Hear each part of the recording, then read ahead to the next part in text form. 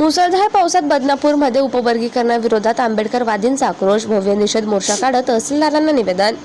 उपवर्गीकरणाच्या निर्णयाविरोधात बदनापूर शहरात गुरुवारी मुसळधार पावसाची पर्वा न करता आंबेडकरवादी कार्यकर्त्यांनी भव्य निषेध मोर्चा काढत शासनाच्या निर्णयाविरोधात तीव्र संताप व्यक्त केला.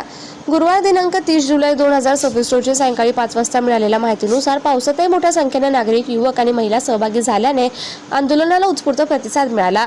आंदोलनाची सुरुवात डॉक्टर बाबासाहेब आंबेडकर यांच्या पुतळ्यास पुष्पहार अर्पण करून अभिवादनाने करण्यात आली. त्यानंतर घोषणाबाजी करत मोर्चा शहरातील प्रमुख मार्गांवरून तहसील कार्यालयाकडे रवाना झाला. उपवर्गीकरणाचा निर्णय रद्द करा, संविधान वाचवा अशा घोषणांनी परिसर दणाणून गेला. तहसील कार्यालयासमोर झालेल्या सभेत विविध वक्त्यांनी उपवर्गीकरणाच्या निर्णयावर तीव्र नाराजी व्यक्त केली. हा निर्णय सामाजिक न्यायाच्या तत्वांना बाधा पोहोचवणारा असल्याचा आरोप करत तो तात्काळ मागे घेण्याची मागणी करण्यात आली.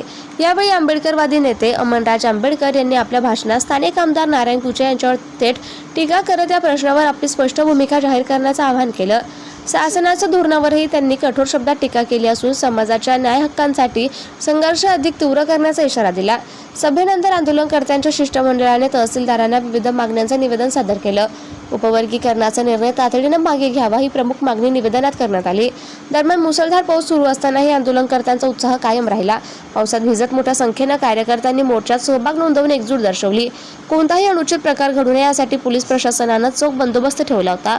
उपवर्गीकरणाविरोधातील हा निषेध मोर्चा बदनापूर शहरात दिवसभर चर्चेचा विषय ठरला असून आंदोलनकर्त्यांनी शासनाने मागणीकडे तातडीने लक्ष द्यावं, अन्यथा राज्यभर तीव्र आंदोलन छेडण्याचा इशाराही दिलाय.